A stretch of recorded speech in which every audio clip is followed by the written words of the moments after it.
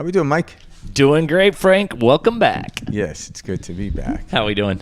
I'm doing really well. Good Yeah. weekend. Yeah, how was your weekend? It was great. Enjoying this real cool summer we're having here in Arizona. Yeah, it's unusual. Yeah, I saw something online saying it's like one of the coldest summers we've had in like 26 years or something. Yeah, I was talking to somebody the other day about the weather. I'm like, don't jinx it. I know. I started laughing my ass off. Right. Don't jinx it. Like God's going to hear us and like, these still, they think they have it good. I'm going to hit them bad. Give them the heat. I'm going to give them the heat. I love it. Yeah, so, because we're almost into August and, Yep. I was outside this morning. And it was nice out. It was perfect. I wouldn't use the word cool, but maybe I would. I don't know. I know what you mean. Yeah. It's been feeling good. Yep. I'm excited for today's episode. We're going to dive into a couple things. We've got a topic we want to start with, and then we actually had a listener write into us this weekend with a few different questions, and we're going to pull that email up, and we're going to use one of her questions to kind of chit chat about. Yeah, because when I was reading the email, I realized it'd be a lot easier to unpack it on the show rather than just in the email form. Yep. Because it was a really good question, by the way. Exactly. I think there was 3 questions on there, but they were really good. But I felt I would have had to write a book. Yep. So it'll do it justice by actually explaining and going over the questions. Plus, I'm sure that question, will resonate with a lot of people listening. That's one of my favorite things about listening to, Mooji lectures, Ram Dass lecture, when people have the opportunity, even Bashar, these questions come up and it's like, oh, wow, I had that on my mind, or I was thinking that too, or, we get so much from these questions, especially with, this hive mind, that we all share. Yeah, perfect. Yep. Yeah. How do you want to kick it off? Should we talk about Ho'oponopono? Yeah, we can do that. Yeah. Yeah. And it's funny because I actually sent Mike a video about it yesterday, and it's a Hawaiian prayer, and it means to come back to balance. Okay. Ho'oponopono. Yep. And this is before I read the email, and I'm like, man, this would be a great time to introduce both of these concepts, or the question into the understanding of this Hawaiian prayer. Yeah, it was very synchronistic the way we saw that video and then had that email from the listener come through. Yeah, so it was something that, I sent it to you yesterday because it just came across my feed. And it's something I've known about for a while, but it wasn't too recently I started really thinking about the prayer and what it meant. Before, it was just more of an affirmation. Yeah. And I just kept saying it over and over. Now it's like, I can feel the affirmation.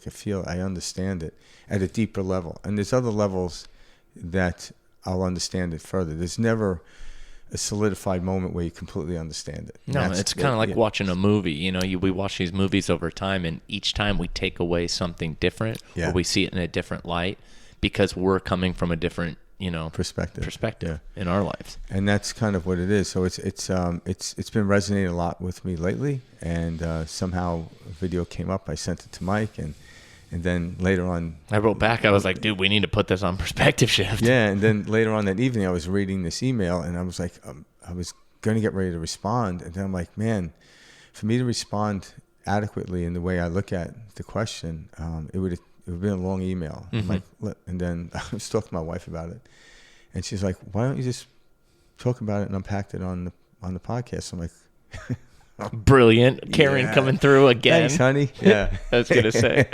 with that higher level of thinking. Thank you, Karen. It just rolled up. I'm like, I don't know why I didn't think of that, but yeah, that's why I have a wife. I love it. I don't think about. So Frank sends me this video clip, and it's about Ho'oponopono. And this Dr.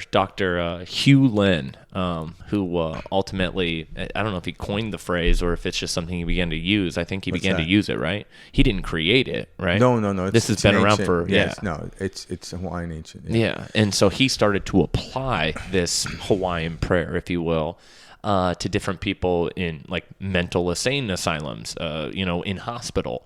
And not only did he see, huge results, he began to realize like this reflection that we all kind of talk about, here on Perspective Shift, which is, we can see a change, after we change within. And that's ultimately what it gets at. So what Ho'oponopono, the prayer itself, it starts by saying, I'm sorry, please forgive me, thank you, I love you. So that's kind of the prayer and the affirmation, correct? Yeah, to move through that. Yes, Yep. correct. That's kind of what Ho'oponopono is. Yeah. And so what it's really doing is it's reprogram your software or your program is what it is. Because when we start to look at it, who are we? We're actually, if you look at an algorithm, we are the zero, who we really are. And then we add the ones in, that becomes a concept of the story we tell in the three-dimensional world. So it's necessary. But we want to start erasing and getting rid of the old programs because it's bogging us down because we're heading into something new. Like I can't take an old story and experience with me and leave it or utilize it for today because then I'm going to compare it to today and it's going to fall short. And I think there's something wrong with me, something's going on, what have you. And that's not the problem. Is you're trying to marry yesterday's experience with today, and then you're always using yesterday's experience as a litmus or the baseline. And this is where the problem is. So when we go in, I am sorry. And what you're doing is you're talking to God, who is the higher self within you. And then you assume that's like, I am sorry. No worries. Mm-hmm. Please forgive me. You are forgiven. Thank you. You're loved. I love you. And that's kind of, so the gaps are what's God saying. And we're saying, I am sorry. Mm-hmm. No worries. Forgive me. Please forgive me. Mm-hmm. You're forgiven. Thank you. You are loved. I love you. And when you look at that, it changes it from an affirmation to a conversation you're having with God. Mm-hmm. And it literally changes the way you feel. And for people that's starting out, with what Mike and I came up with, so I'm sure other people came up with this, but when you're actually saying the words, like you don't have to say them out loud, because I'll just say them internally. Mm-hmm. But when you're breathing in your nose, breathe in, say, I am sorry, and breathe out your nose as well. And then you breathe in your nose, please forgive me. Breathe out your nose. Is this the space you're giving for God? Now breathe in, thank you. Breathe out. I love you, breathe in. And then when you're breathing out, sigh out your mouth. And do this report. So what you're doing is you're breathing in and out your nose 3 times, and on the 4th time you're breathing in your nose and sighing out the mouth. This breath technique will actually regulate your nervous system. So when you're actually saying these affirmations, these words, it's a connection with your nervous system. So you actually feel it. It's just not words you're saying. So when you add the breath into it and you breathe in, you're saying it silently, you can actually start to feel it rather than just affirmation over and over. Then it becomes mundane. You don't even hear the words. We don't want that. We don't want to just say things 1,000 times just for the sake of saying them. Now you just sound like a madman. Yeah. We want to really experience the meaning behind what it is we're doing. I judged. I am sorry. Please forgive me for judging. Mm-hmm. You're forgiven. Thank you for forgiving me. Mm-hmm. You are loved. I love you. Mm-hmm. And that's kind of, it's a feeling we want to have, because you could alter the words, and that's the English language version. There's the other version. So it's the feeling behind the emphasis about the prayer that we really want to immerse ourselves in. And that's what I love that you're getting at, because that's the truth with any affirmation. Is the feeling behind it.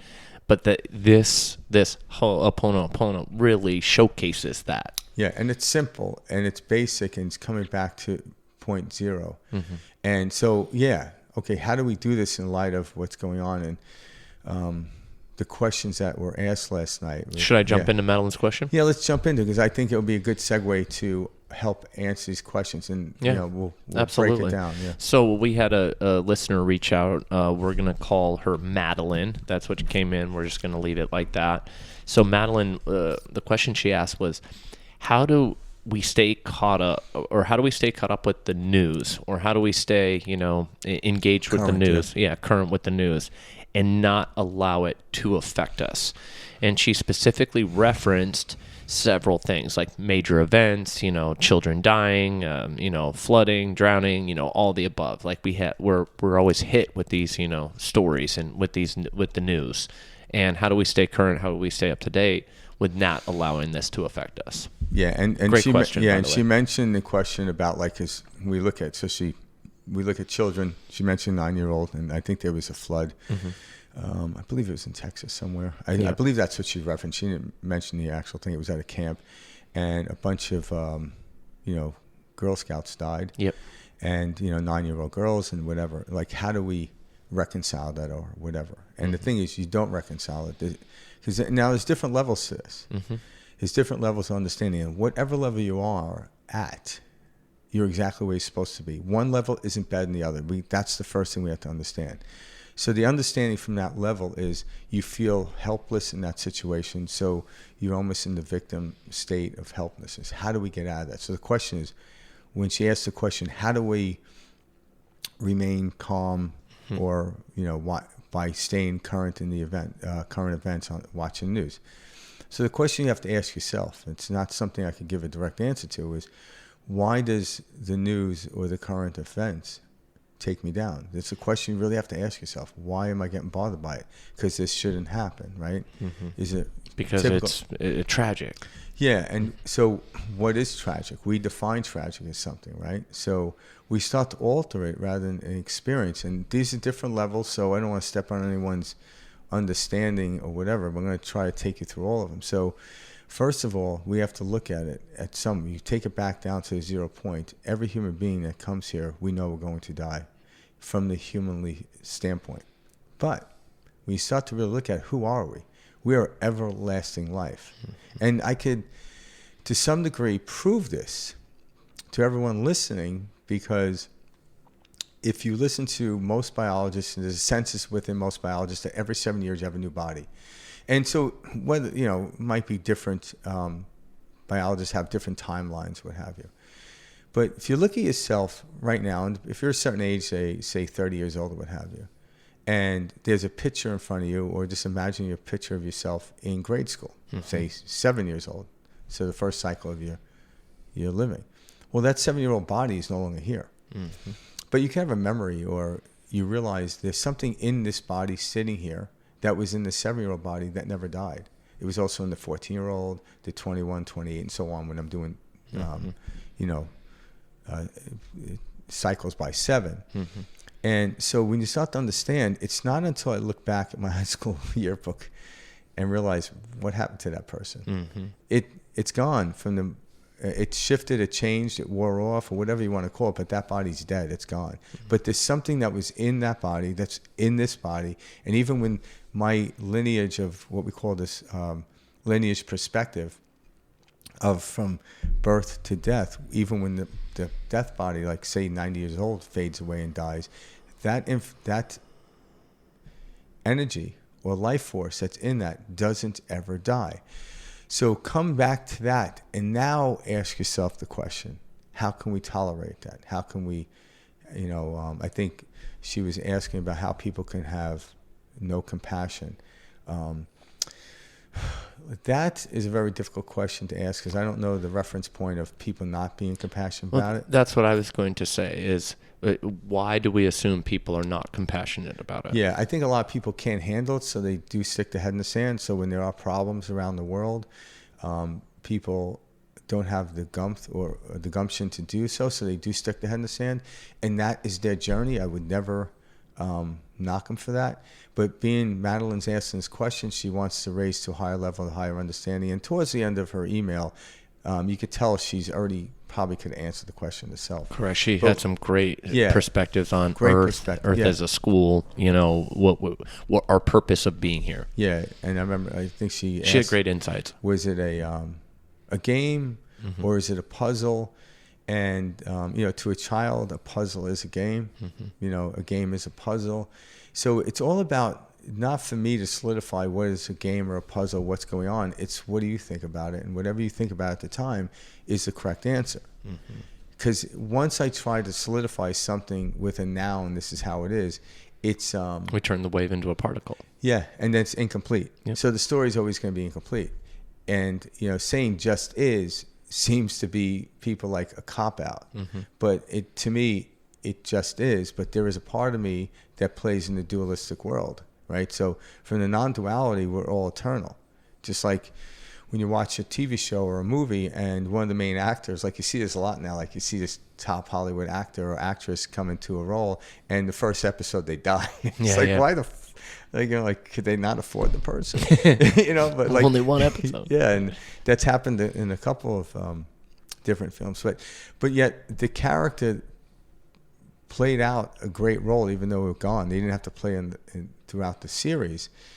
So why did they die? It was to fulfill the understanding of the story, and as the story goes on, like Game of Thrones, when Ted Stark, right? Was it Ned Stark? Ned Stark died. Well, I looked at it like that was one of the. Obviously, if you go back before you even knew the show, he was probably the only recognizable actor. Name actor. Yeah, and also he dies like in the second. I forgot what episode it is, but then you see how the character she played fulfilled this role, where it was like his death. The trajectory of his death created his 4 children to move in different directions, and you see by the end of the movie how it dovetails. So, like these girls dying in a flood, again, a perspective is it wakes us up to, if you're worried about your bills or what have you, it can wake you up to that. It can make you look at your 9-year-old daughter and give her an extra hug today rather than just like, oh, it's just another day. See you after school. I made you a sandwich, here you go, and not even look in the daughter's eyes. That could be a catalyst into that. So why did things happen? I'm not going to even pretend to know why to understand why. But when I feel bad about it, I know my energy in my body isn't helping it by feeling bad. Correct. You're actually cutting off the energy flow. Yeah, and we actually start to understand, even now in science and quantum physics, we talk about like when I go into something, my energy, and that's why the prayer we talked about, Ho'oponopono, it actually helps alleviate a nervous system to stay there. So one could say, if I walk around angry, not indirectly, I look at it as I directly can start another war or put someone else in harm's way, even though it's halfway around the world. So then I'm like, okay, I don't get upset at myself because I'm not perfect in my energy. I forgive myself. I'm sorry. Please forgive me. And then all of a sudden after I'm forgiven, oh, thank you. I love you. That has a new cycle of energy because, like... I'll do this at the gym because I notice when I go to the gym, I can get distracted. I get distracted everywhere, but I'm like, okay, the least I get distracted, the better the workout comes. And it's energetic. It's not about getting big or whatever. It's about moving energy and breathing and all those stuff. So what I'll do is I'll actually say the prayer while I'm working out, and I'll play like very like sound healing music, and I have the greatest workouts, where before I would like lift weights. I'm like, okay, I didn't get a good pump this time. I look in the mirror and I'm like, nothing's really changed. Then like I get discouraged, if I look at a certain angle, I'm like, okay, I look good. Those days for me are over. Because there was no end to that.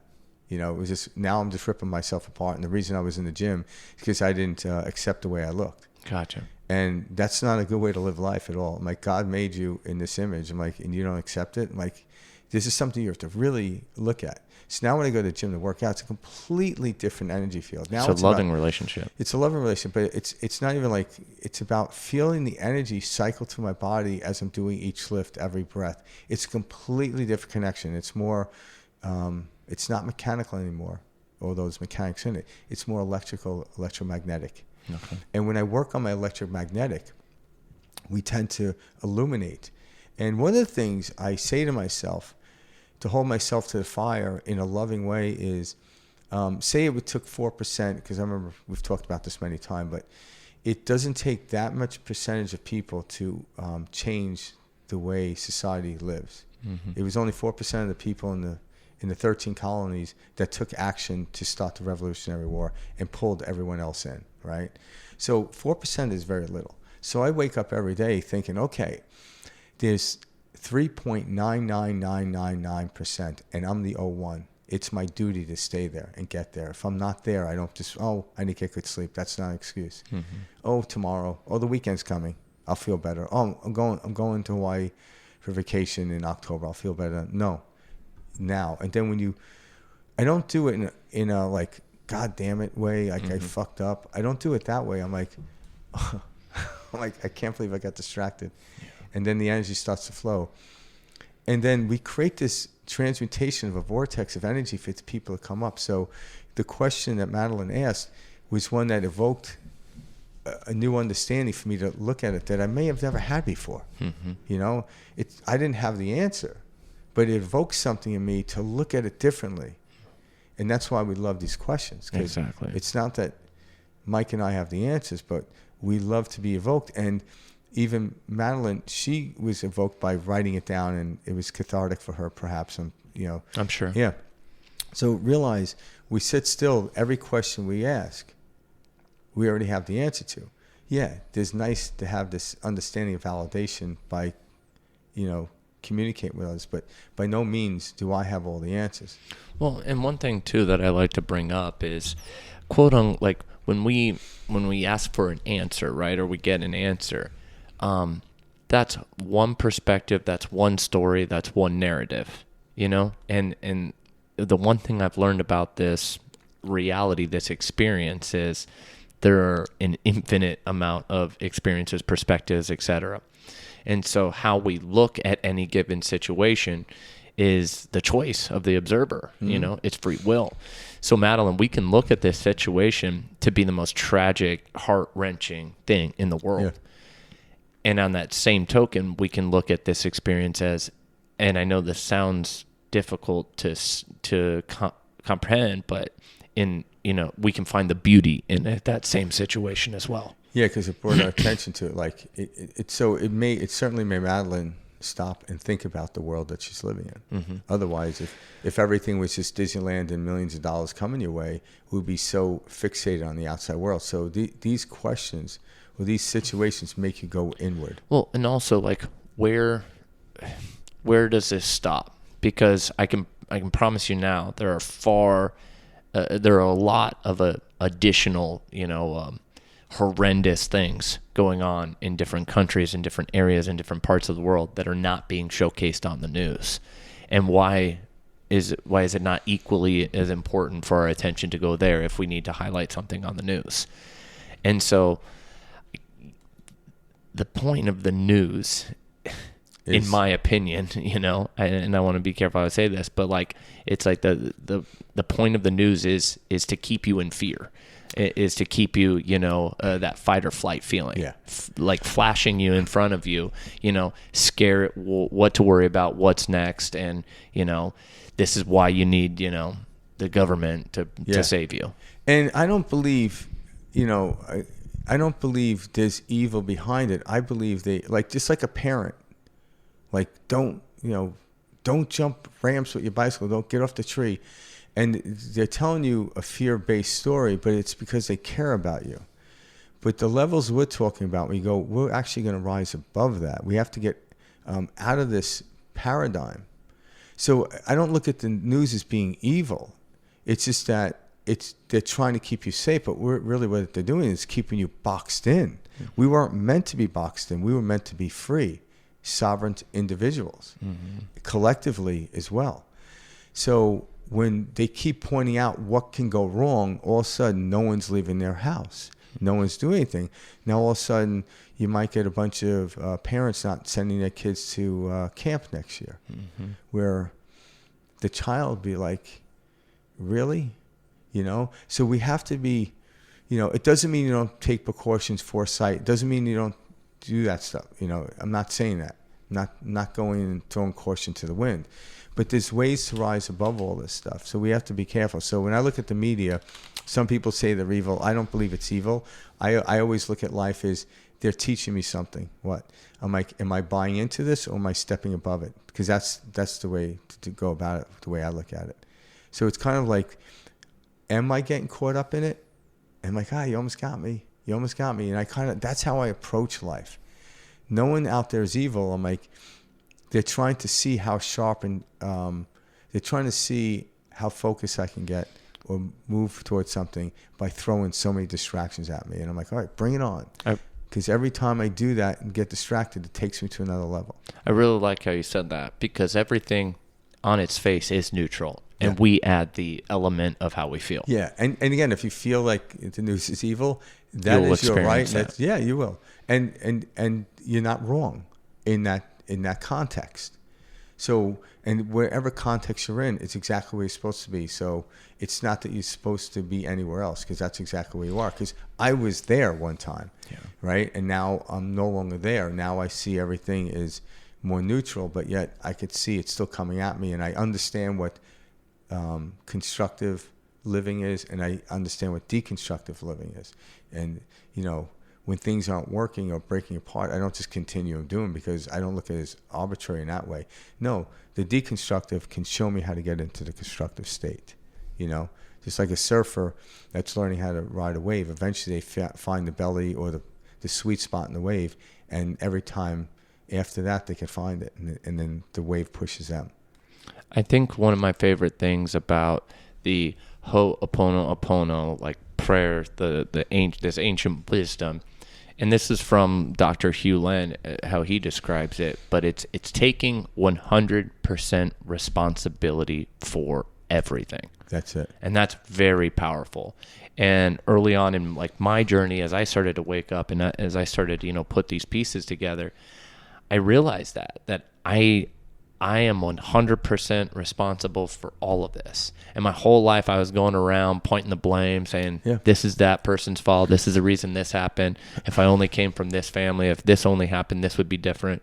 I didn't take responsibility for anything.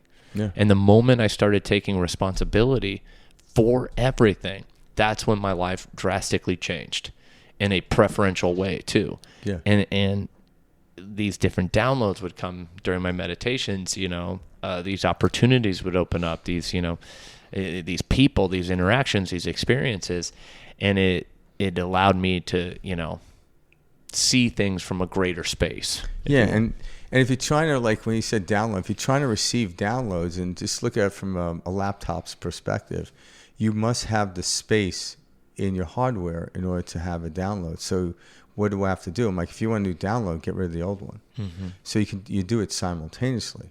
So the prayer will actually help release and delete some of that old subconscious stuff. It's a really great way to do it. I'm sorry. I forgive you. Yeah. Thank you. I love you. Yeah, that's clearing that. It's clearing out that. So now when you have more room, because like if I try to download something on my laptop and it's full, the download ain't going to come through.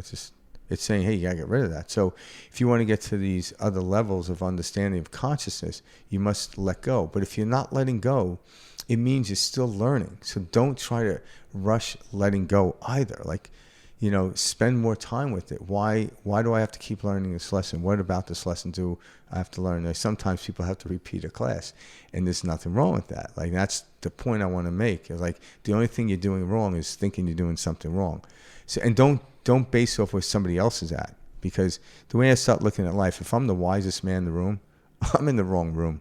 I really am. Mm-hmm. Or they say if you're the most intelligent person in the room, you're in the wrong room. Mm-hmm. And that's how I treat life now.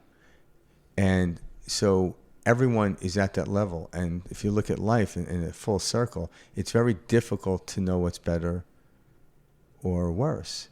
I don't use those words anymore. Mm-hmm. I still use the word greater than and less than, but for more of a mathematical understanding. Mm-hmm.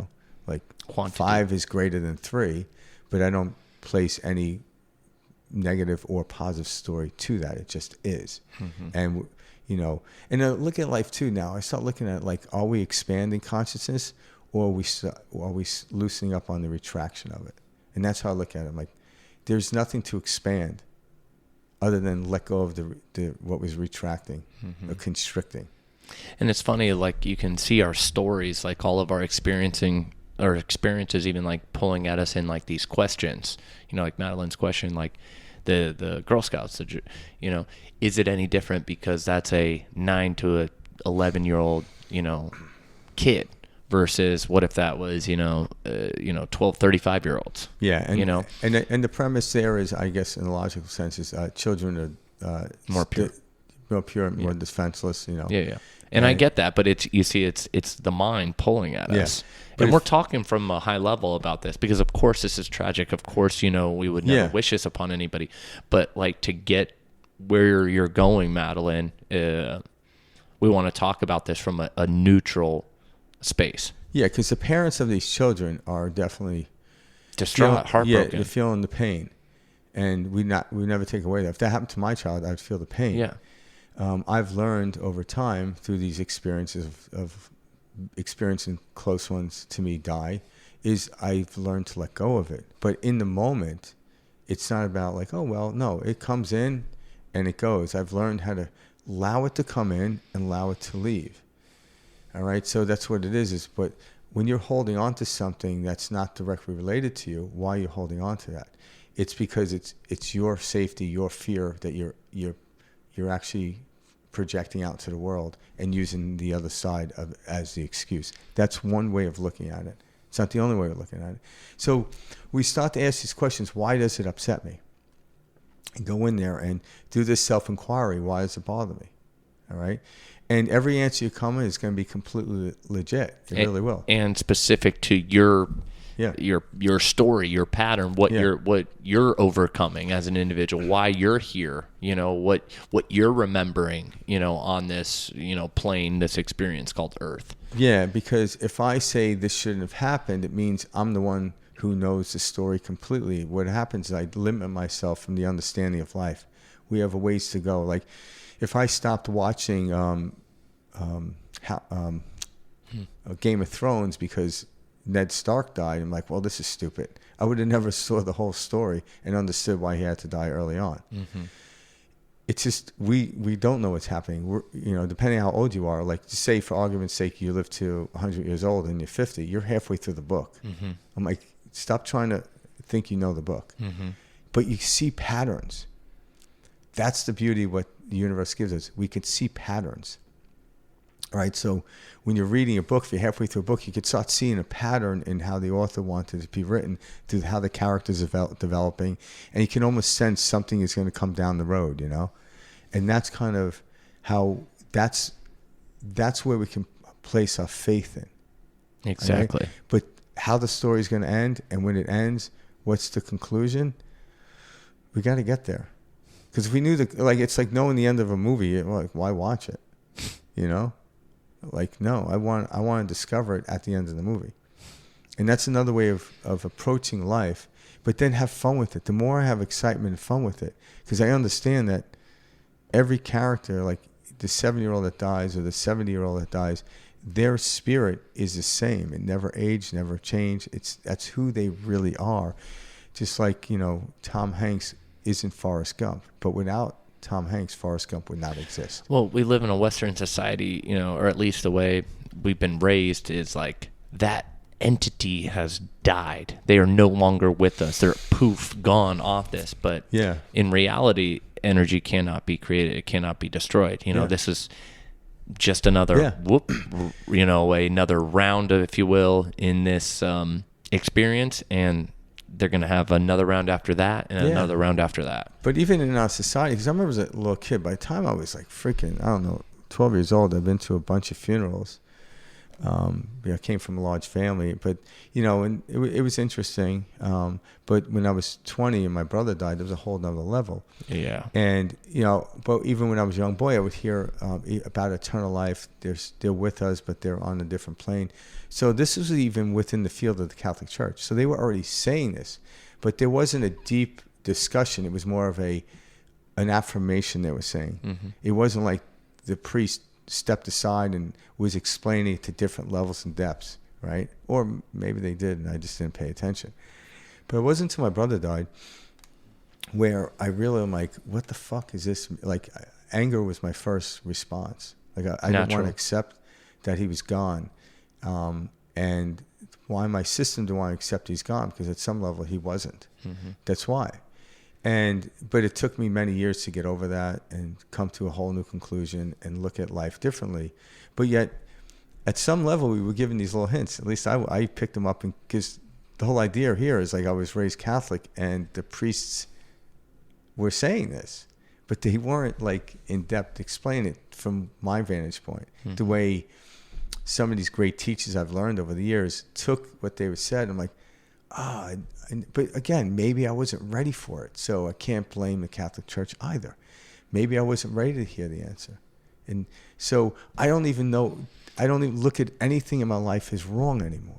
I agree with that, because somebody can be in this space and can create this openness where simply by hearing that, even in a church setting, they can interpret it, and it can give them the information for them to truly understand it. You see what I mean? Yeah, but if I've never heard it at church, and when this teacher said it to me, I wouldn't have understood what the teacher was talking about. So there was it's almost like this very interesting synchronistic actual story starting to unfold. Yeah. But like when I first learned it, I'm like, oh, why didn't they teach me that? And now I'm thinking like, they did. This person just added some other verbiage or some other way of looking at another perspective that at this point I was only at this level of perspective. So that's why I don't want to go back to when I was younger and say this is all wrong and this is all right, because guess what? Another 20 years from now, I'm going to look at this perspective differently. Yeah. And I don't want to condemn any of them. Well, that's what I've learned, which is, so what's right and what's wrong? And it's like, it's both. However you feel about it. If you feel it's wrong, then no one will, you have the right to feel that. We're all looking for this black and white, shared reality. And it's not. It's like millions of strokes of gray, and everyone's experiencing it from their own perspective, their own bubble, their own world. Yeah. And that's the thing is. And we're sharing a plane. Yeah. You actually have the right to look at everything as good and bad, good versus evil. And you have the right to do that. The question I've asked of myself, how is that working for you? Because that good versus evil, it's what I call living a 50-50 life. It's a game you're never going to win. But when you step out of that and you start to see all is good, and then you start to understand things like the teachings of Jesus, like, love thy enemy, And like, what does that even mean? Well, again, go back to the Ho'oponopono prayer. Mm-hmm. Do it to the harshest people on the planet. Can you? And if you can't, ask yourself why. Why can't you pray for the people? Because as we start to understand, I think we have a clip where we should share the doctor. It's actually Dr. Hugh Lin. Yeah, he explains how he went into this. He worked in mental asylum hospital. Yeah. So really violent people in there. He went in and started reading their charts, and he would say the prayer every time he read the charts. And I think it was over a 2-year period. I don't think he mentioned it, but there's some other guy that we listened to that mentioned it. It was over a 2-year period where the crime or the violence started diminishing greatly. And this doctor actually never met these people face to face. He just looked at their charts and prayed over them. So when we get into this higher understanding of energy, and we call it transmutation, when I can pray for someone. So if there's some villain out there that you don't like, if you can feel the love for them, you can actually then interfere or entangle with their energy and change it. Correct. Again, don't hold that. Like, don't open your eye and say, did it work? Because it means you don't trust the system. You have to fully trust the system and allow to whatever's going to happen to play out without zero insistence on how it's supposed to happen, and still maintain that high level of frequency. This is literally how we change the world in which we live in. And then we can transfer into another world. Because all these things, people are in the state of fear and war, they have the right to be there. What we're trying to do is transmute above. And when we do that, we can then show people a different way of living. But if I'm here fighting with the people in the war, protesting against what they're doing, I'm just on the other side throwing a different type of bottle, a different type of rock. Mm-hmm. Again, nothing wrong with that. But when you start to see, if you're trying to get out of the state of suffering, this only perpetuates suffering. All right? That's deconstructive and then constructive. But you have the right to do that. I don't blame anyone for doing that, because I would do stuff like that. But I realized as I go higher, there's easier ways to get to the level in which we're trying to get. And, peace within. If you can't be peaceful within, you can't expect it out there. You can't expect it. Yeah. We should pull that clip up. So this clip is Dr. Hugh Lin actually talking about him utilizing Ho'oponopono. Yeah. Here we go. For example, when I worked at Hawaii State Hospital, working with people killed, raped, and murdered people, I had to ask the question, what is going on in me that I'm experiencing this? I'm experiencing a patient being violent, I'm experiencing staff going crazy, that sort of stuff. what's going on in me that I'm creating this experience. And so I just do this cleaning, and the cleaning, the Ho'oponopono is about going into the self, and specifically into the subconscious, and where the data is. And since everything is run by information, I just work on the data in me that I experience as, quotes, the other person. But if I see you as being crazy and goofy, it's only my experience of you. If I erase that, you can't be that way. I love that clip. Beautifully said. Perfect, straight to the point, and really outlines what we're talking about here. And this goes into the idea of what we call reframing the story, right? And so, can we do that? Like, are you ready for that? That onto itself is a whole journey. That took me years. It took me years to get to the place where I'm at right now with that. And that's fine. I had to. Some people do quantum leap over those things. I told Mike, like, there were moments in my life where I took an elevator up a floor, but most of it was walking in a stairwell, Slow trudging along. Yeah, but that was my journey. That's the journey I'm on. I don't wish I could have been in the elevator the whole time. Where I do know people that, took the elevator up. It was more of a quantum leap where Eckhart Tolle. They leaped over stuff instantly, and maybe Eckhart Tolle's was a great leap because he suffered a great more deal than I did. Like, he was at 6 years old, he was contemplating suicide. I'm like, damn, I was contemplating whether I should buy a Snickers bar or a Twinkie. Like, I was like, what should I do today? Yeah. Suicide was not in my frame of reference at all. Whatsoever. No, not at all. But I thought it was cool how Dr. Hugh and he said, what is going on within me that is experiencing this? That is so powerful, because if we were to look at every situation in life like that, holy shit, we'd be changing the world big time. We are. And the world is changing. I know it is. I can sense it. I can feel it. Oh yeah, we can feel it. And that's why when I look at it, like I place this number out there from a physics standpoint, like 9.9999, and I'm like, okay, I am that 01 that tilts us into the 4%. So I make it my job to feel good, not to get some accolade, not to make money. Those things will show up when it needs. So I went from being an entrepreneur to like someone who's just more oriented towards serving, not helping, because helping is implying that something's wrong. I don't know that something's wrong. I don't know. So I can't apply that I'm helping. No, I'm servicing, and I'm going to give people what they want to the tune in which I can give it. And all of a sudden I notice my life is working out. And guess what? What people consider to be accolades in the world, they're showing up for me, but I don't really hold homage to them. They don't excite me anymore. It's the energy flowing through my body and coming through, and all of a sudden, because of that, I end up in this place and things come my way. I'm like, oh, that's great. But those things that come my way are meant for me to spend. Yep.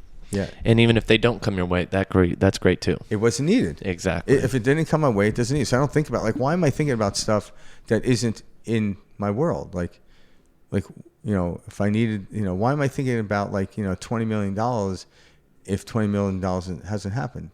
No. And if $1 million comes your way, what are you doing? How do you express that $1 million out into the world? That's what we're supposed to be doing. So we start within, in that place of being sorry, going to the 0 point, and then whatever comes away, how am I going to express it out in the world? Right? But if I start stockpiling it and saving it, worrying about the future, all of a sudden that becomes sour. It's like putting a dam up. Yeah, putting a dam up a river because of fear of the water running out, and then I don't want to do that. But you actually create a drought on one end, and you create the lava water on the other because you can't drink from it. Now you actually ruin the whole ecosystem. We know very little, and we're starting to realize that. And the more we let go of trying to change the outside world, all of a sudden the outside world starts to change. It's amazing how Mother Earth can reset itself, like overnight. We saw that during COVID.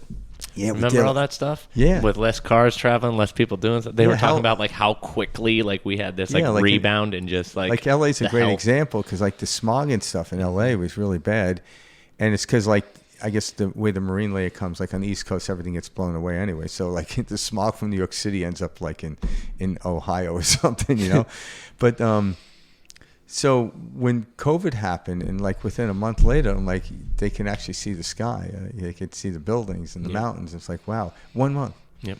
So if you want to change the world and you're in this place of like the environment and stuff, how do you do the environment? Well, change the way you look at it. Stop, like, do your part.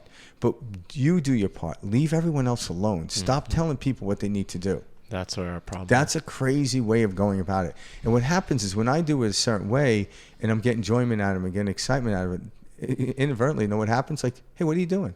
Oh, I'm doing this. People naturally take Yeah, I don't be like, hey, you have to do this. Because I remember like reading books years ago and telling people, like, hey, you know what you need to do? And it was funny because, like, it's like, do you realize that God's saying the whole time, it's like, no, that book was for you. Leave that person alone. Leave that person alone. Leave that person alone. Yeah, leave him alone. Leave him alone. It's, you know, now you're an annoying asshole. You know what I'm saying? And that's really what I turned into be. And so, Well, that's where, like, we see a lot of that in the community.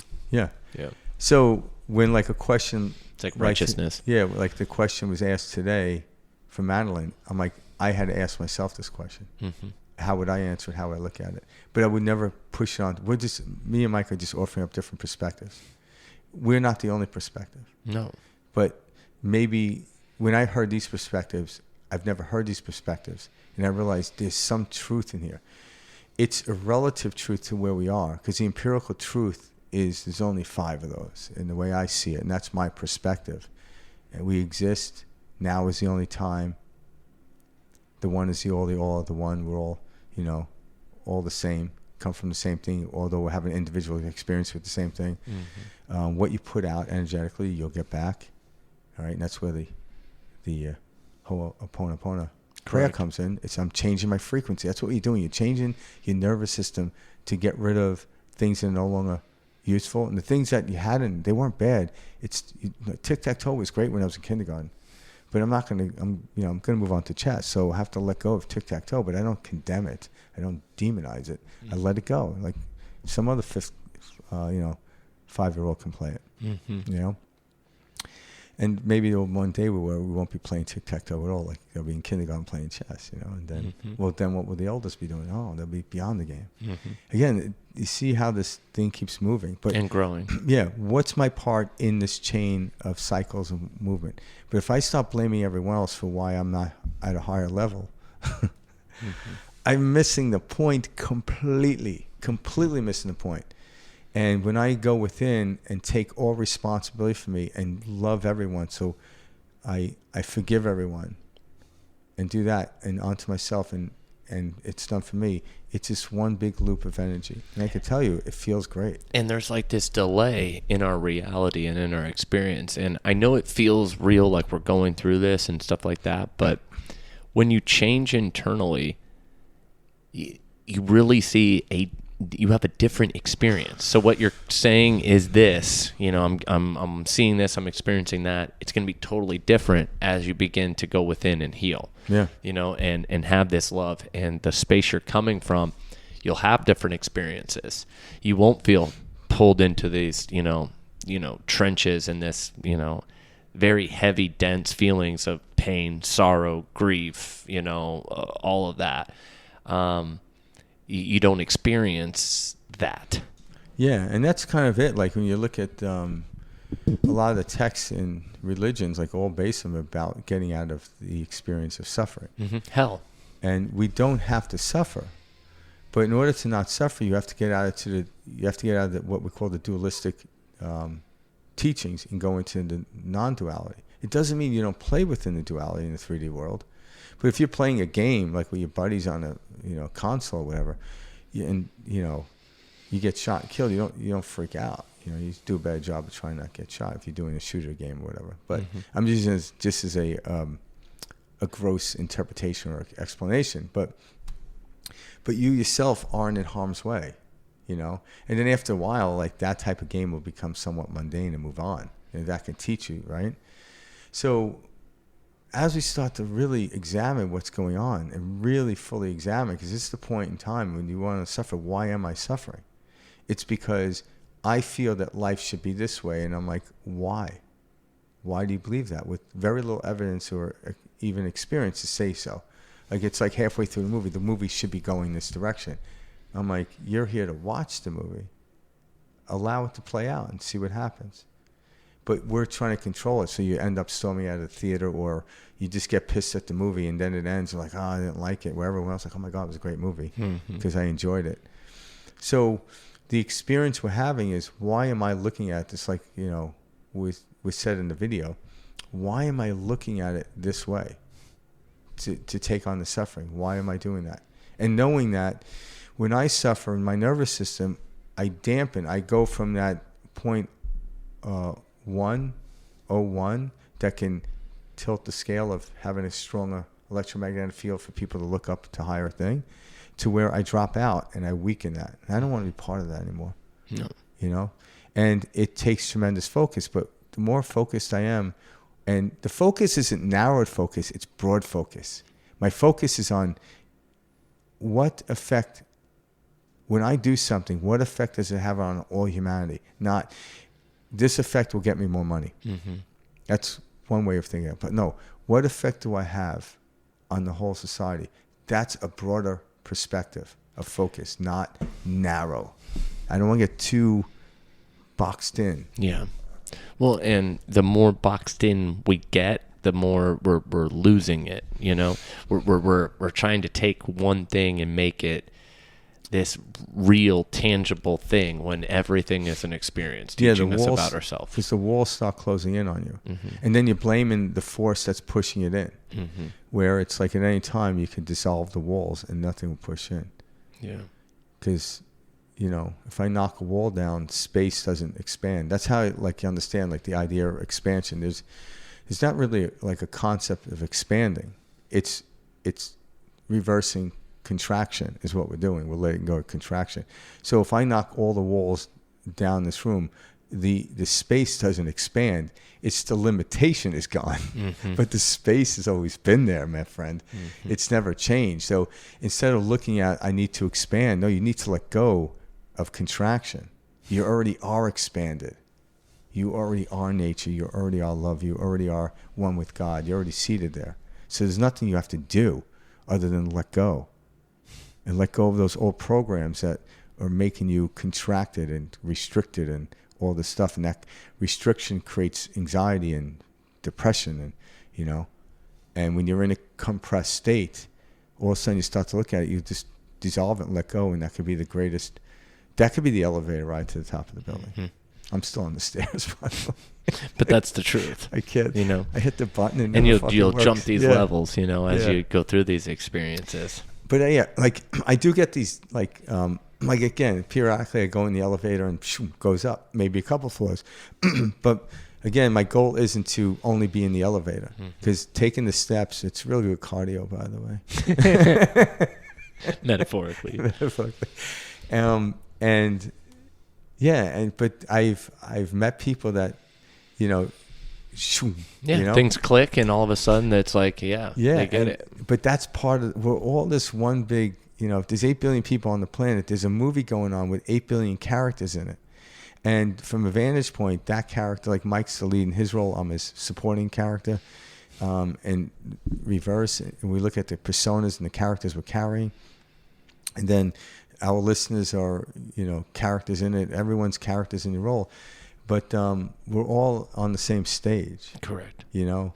And the egotistical way is like, I'm the star. And it's like, no, like the greatest actors make a new actor or somebody else, they'll give them the role. They'll push back onto them and they'll make them better. This is what we're doing. How can I service? Why? They're doing it for the service of the movie or the show, whatever it is. Because then all of a sudden everyone wants to watch the show now. So, but if I'm saying, though, I have to be the best actor in it, it's like everyone has to be less than me. I have to. It gets tired. Who the hell's going to want to watch that show, by the way, right? And exactly. We have to get out of that frame. We don't have to. It's a word. Oh, we've been there a long time. You get rid of that We're word have to, because you don't have to. But the privilege, or I get to give my attention to other people. I don't have to, but I have the privilege of doing so. I'm excited. I get to go to work. I get to go to the doctor. I get to go to the gym. I get to get up early in the morning. I don't have to. It's a different feel, different vibration. And we start to change that, all of a sudden your life starts to change. Exactly. Yeah. It's a privilege. The world is working for us, not against us. But you can also live from the vantage point it's working against you, and you're going to feel it. It's just take that horse and put it in front of the cart and see what happens. Yeah. You could always go back. I'm telling you, you can go back. Like, that's the free will. You can choose to do that. But once you put the horse in front of the cart, you realize this is more what we call efficient, more constructive. And then It feels right. It flows. Yeah, we know that it feels right. But yet, having the horse push the cart, and then finally one day you turn around, you feel like, oh my God, it's so much easier. So it wasn't wrong that the horse was pushing the cart. It just wasn't as great of effectiveness as the horse pulling the cart. The two same items, just rearranged differently. One thing I want to kind of say, and as we end the episode, is like everything is your belief. That's like at the crux of it. What you believe is what you experience. Everything is your belief, and so keep that in mind. That's why I love talking about the Ho'oponopono, is, and the way Frank framed it is it doesn't matter what we're saying. It's the feeling that's behind it. Yeah. And same thing with these affirmations. Affirmations, do they work? Absolutely. If you feel them and you believe them. See, the thing is, we got so many people running around saying, I'm a millionaire, I'm this, I'm that, I'm great, I'm pretty, whatever. And they don't feel it. They don't believe it. And then they say this doesn't work. That's what Instagram and TikTok's all about, and Facebook. It's all about that. It's a moment in their life where they're projecting something else out there onto themselves. But yet, if they really were that way, they wouldn't be projecting it directly out. It might be like someone might capture someone in a happy moment and show it that way, but to stop doing that. And again, like, why would you want to do that anyway? To make someone else feel bad? Like, hey, look at my life. And I'm like, no. I'm like the question is, like, how are you doing? I'm going through this problem, whatever. Why is that a problem? When you give your attention to someone, you become a huge beacon of the world. And guess what? When you're giving your energy and attention out to the masses, you don't have any problems. You can't have a problem. That's why, people notice, like, when they're at work and they're focused on work and getting tasks done, they notice, like, everything's feeling good. It's not till they get in the car and driving on the way home, and their habit is to think about the day and, like, I didn't say hi to Sally. I should have handed this report in sooner. All of a sudden, their energy dies, and they think, like, and they get home and they're like, how was your day? It was a long day. No, it wasn't a long day. It was a day. What happens, your energy, through thinking about what you may have did wrong, you're actually picking apart. Because seldom people are like, hey, I did a great job. Yeah. You know what I'm saying? Because if you did a great job, guess what? You don't need to talk about it. You continue on. But we have a habit of, like, oh, fuck, that one thing I did out of the 8 hours, it's going to suck all my glucose out of my brain. It's time I get home, I'm going to be yelling at the kids and the wife. And we're told that is quote unquote normal. Yeah. And to think positively is, you're full of yourself or something like that. See, the game has been we've been baited and switched. At some level, it was normal, because when they talk about normalcy, they do it in a study sequence, right? But what's happening, the scales are tipping, because people don't want to be normal anymore. Like, we should never want to be normal. And we step out of it. So a lot more people are stepping out of it and taking full responsibility for it. And I'm like, yeah, all you're doing is your nervous system is being off-put by your thinking about these things that you deem to be bad. Why is that even bad?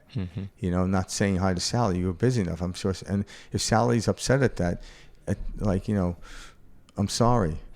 Please forgive me. Yeah. Thank you. Thank you. I love you. Yep. There you go. It's right there. And all of a sudden, your energy changes. You feel good. So you go home. You ruffle the kid's head. You give your wife or husband a good hug, and you have a great day. Nothing at work should interfere. Why? Because that's history. Why are we carrying this? It's literally history. This moment, it's all we have. So beliefs are meant to utilize to get across the river like a boat. But then don't carry the boat with you on land. Just leave it docked. So beliefs are momentary, temporarily suitable, complex ideas, but let go of them. So this prayer will alleviate you from all your beliefs that you've been carrying around with you. the beliefs weren't wrong. They served a purpose. Just like the cab served me a purpose to get to the restaurant. But if I never leave the cab, what purpose am I served? Like now I'm driving around. I might as well be the cab driver. So every belief or whatever, use it as a service and let go of it. You know, you're not going to get rid of it. Don't denounce it. Simply let go. Just like the young child lets go of the tricycle to make it to the bicycle. You don't need to denounce it. Just let it go. And over time, you go through life where it's like, oh, do I need a belief? Head into the unknown. That's another level of living. And there's so many levels of life and understanding that a lot of them, like I've been told, and I can't comprehend them because I'm not the part of the mountain, so to speak, to see it, but I keep looking up. And that generates excitement to me experiencing it. I'm not waiting for that point to get to the place where they're telling me they're at. I'm not waiting to walk on water, so to speak. I'm like, just the fact that like it's possible, so you know, in a story form or whatever, is allowing me to be excited right now. Knowing that you have a trip planned in a month keeps me excited now. But I'm not gonna be like, oh, what's the matter? I'm like, well, my trip's not till another month. You know, it's like, what the fuck? Because now, you know, every time you think of the trip and you're not in the trip, you're at work, you get pissed off. I'm like, well, that actually is doing you a disservice. So stop trying to get somewhere. Be here now. And then watch every here and now develop in this beautiful synchronistic story that we call life. And then, man, I know nothing. But this, like, it's like my wife is a really good decorator. I know what a great meal is. I know what a great decorated house is, but I don't know how to fucking get it there. You know, I'm like, Dizzy. Like everyone knows what a great voice is, but not everyone can sing a great, right? So that's what I'm saying. Let go. You'll recognize it. And that's the beauty. And that's where suffering comes to an end. Until you pick something up and try to carry it up the hill. And you're going to suffer. That's hence the suffering of carrying the cross. Well, if you put your legs together and stick your arms out, you are the cross. So get that nervous system in a better setting by breathing and saying the Ho'oponopono prayer in the fast or whatever. Like, you know, it's just a suggestion Mike and I are giving. It's a great modality. It's a great, you know, it's a way to center oneself. It's a great way to bring back one's power. And it matched perfectly with Madeline and her email to us, you know, this last weekend. Yeah, and it wasn't something we constructed. Like, it just came about. We literally just got it. Like, when did you send the email? Over the weekend. Yeah, I just read it last night. So, this is really how life unfolds for us, and it's amazing. Stop trying to get somewhere. Yeah. Wherever you are is exactly where you're supposed to be on your journey. Do a little research, you know. Check out Dr. Hugh Lin, you know, read about Ho'oponopono. For those listening, again, it's I'm sorry, please forgive me, thank you, I love you, and really feel it, really mean it. Utilize the breath, you know, in those same steps, and watch what happens. You'll start to, you know, as you calm the nervous system, you know, you'll see subtle things, and very quickly. And that's what's so cool about this, is it's like this outside world is a delayed reaction to what's emanating from our, you know, soul, from what's emanating from us, our vibration, our frequency, our feeling, our emotions, our will. So watch all that begin to change as you change yourself within. Yeah, when you truly exercise this, blind faith won't be needed. Just like I have complete faith that the sun's going to rise in the east, even on a cloudy day. These principles will never fail you. It's just like if, you know, heading west about like 300 miles from here will end me in San Diego. That will never fail me. But if I don't go the 300 miles, I failed myself. And that's as true as it's going to be. So keep going, and you're going to have a magnificent life from this point on. Yeah, you're going to trip and stumble. That's okay. That's part of it. But you just get up. Make sure you'll see what happens. Just go back to the prayer or go back to whatever breathing technique or whatever it is you want, and realize, wow, I'm okay. I'm like, the belief of it's somebody else's problem switch to, I have to look at it differently. It's a new belief. Okay, transfer. Go from the tricycle to the bicycle. And then go from the bicycle to the car, and then get your pilot's license, and, you know, and then become Superman. So on and so forth. Learn how to fly. Yeah. And then see what happens. But if you're on the tricycle, it's a great ride, man. It really is a great ride. Enjoy it. Yeah. I love it. Thanks so much for tuning into this week's episode, guys. Thanks. Huge shout out to Madeline. Thank you so much for the email. Thank you all for, you know, the questions and comments you writing in. Frank and I love reviewing those and getting back with you guys. So thank you so much. We'll start to feature, you know, more and more questions as they come in, you know, throughout the episodes, because it's nice to kind of dive in and unpack it here on air. But if you like what you see, please like, subscribe, follow below, and Frank and I will see you next week. Yeah. Peace and love to everyone out there. All right. Have a great one. Thanks, guys. Bye.